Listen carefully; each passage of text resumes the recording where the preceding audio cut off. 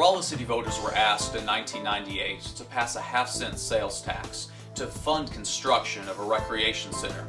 The ballot language asked, quote, "Shall the city of Rolla, Missouri, for the purpose of providing local park funds to accomplish at minimum an indoor walking track, indoor swimming pool aquatic center, outdoor aquatic facility, and an indoor recreation center impose a sales tax of 0.5% for 15 years. End quote. This proposed recreation center was heavily promoted to the community. The Recreation for Everyone Committee recruited supporters and raised funds. Numerous articles were published in the paper. Delegations went out to visit other facilities in the state. The public started asking questions. When people worried that the recreation center would not be able to support itself, promises were made that the facility would break even.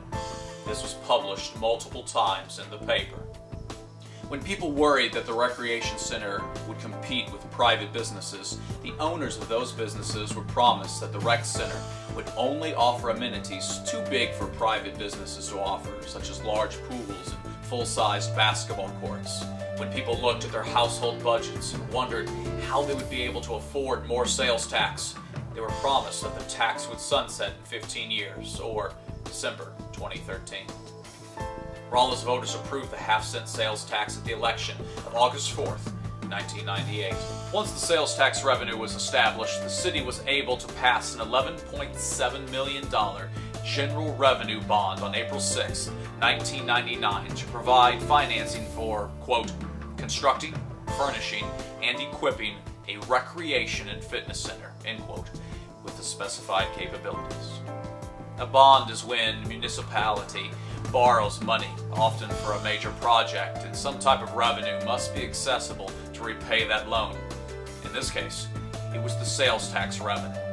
Well, the recreation center was built and opened. It was named, as you know, the center. The sales tax money began rolling in, and the bond payments were made, with their completion anticipated a year early, the end of 2012. How did the city do with the promises that were made? The center has never been self-supporting. Over the 7 fiscal years up to and including 08 and 09, it has needed on average $170,000 in subsidy from the city's general fund, which is supposed to fund public safety and streets. The center has installed equipment and offered classes that duplicate those offered by private businesses in town.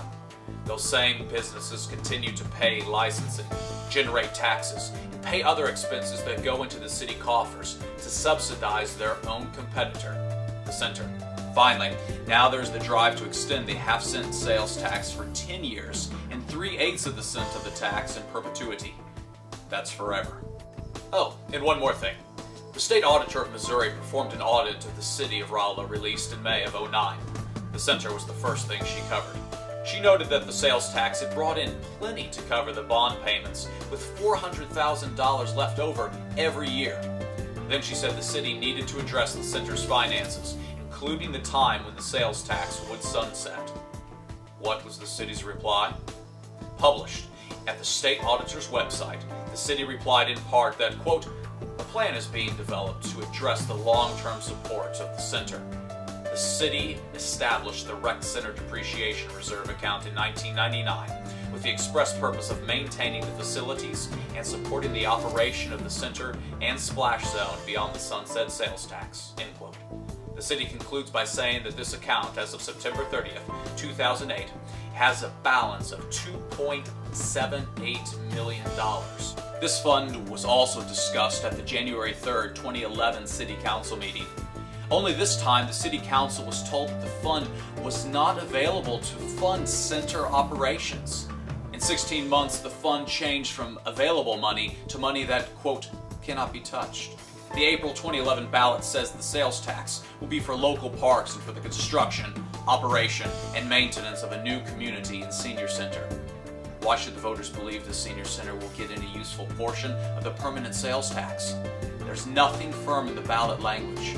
After all, these are the people who are denying something they put in writing to the auditor of the state of Missouri about the reserve fund.